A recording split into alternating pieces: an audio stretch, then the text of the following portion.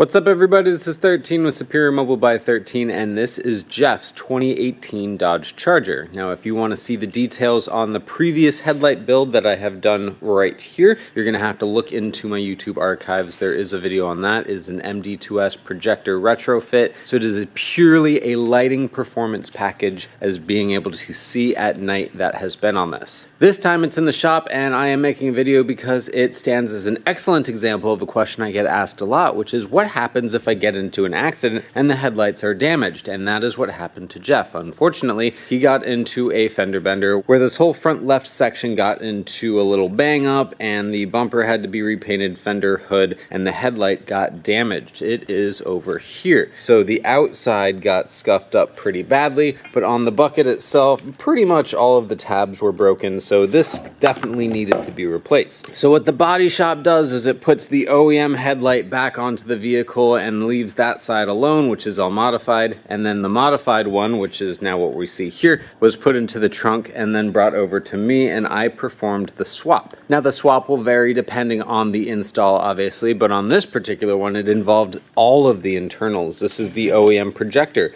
which is now trash because it got swapped over. Ironically, whether or not it was intentional or not, the replacement headlight that they got was the upgraded version that only had a single DRL board rather than the 3 DRL boards. So I actually swapped over all of the interior DRL boards as well, because the original one, being that side, has the 3 DRL boards. So since we want them to match, we don't want to do a 3 DRL board and a 1 DRL board. That would be no bueno. So this now has the 3 DRL boards in it. Of course, Jeff, being the wonderful person that he is, says, hey man, if you're gonna do all that work and have to go into the headlight and stuff, why don't we add something cool? And I go, hell yeah, dude, let's add something cool while we're in there. So this is the OEM turn signal right here. It is a series of amber LEDs back there. There's also a circuit board that controls the DRL boards, but ultimately it is only an amber turn signal right in this location. And what he asked me is, how can I get that to be a white running light as well? So, spoiler alert, let's show you what it looks like. This is the end result, where now what used to be just a turn signal location now is a running light white.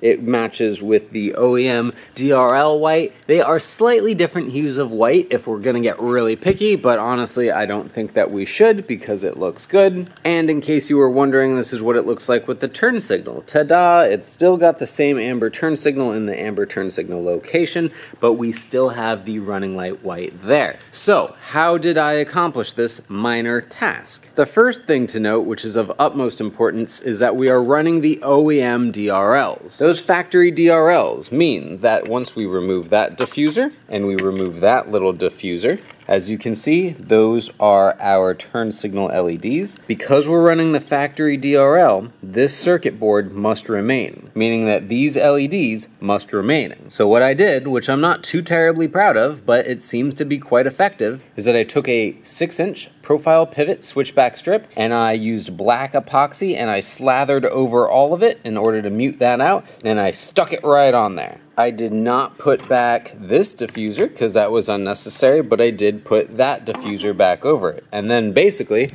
what you see is what it looks like right here. It's perfectly diffused. You can't tell that there's a single strip back there, but it looks great and I'm super happy with it despite how kind of ghetto the install is. Now a huge thank you to Jeremy McPhail over at Retro Shop. He is pretty much the Mopar god when it comes to this type of stuff, and he helped me out significantly because I honestly thought this was going to be a lot more troublesome than it actually was. The reason I thought it was going to be more difficult was because I forgot that he was running the OEM DRLs. So if you are running aftermarket DRLs, meaning you have either the diode dynamics, the color work, lighting trends, or the profile, little DRL replacement boards, you don't need this board anymore because this is going to be unplugged anyway. So in that case, you could just take this board out completely, and then you don't have to glue a LED strip over LEDs. You could just put it right onto this heatsink material, even though it doesn't need a heatsink. Now the only trick there is that once you've removed this entire circuit, it is a Mopar, so it's gonna freak out. And Jeremy was the genius that says, yo, just use this Mopar Hyperblink fix module, which is generally made for the RAM.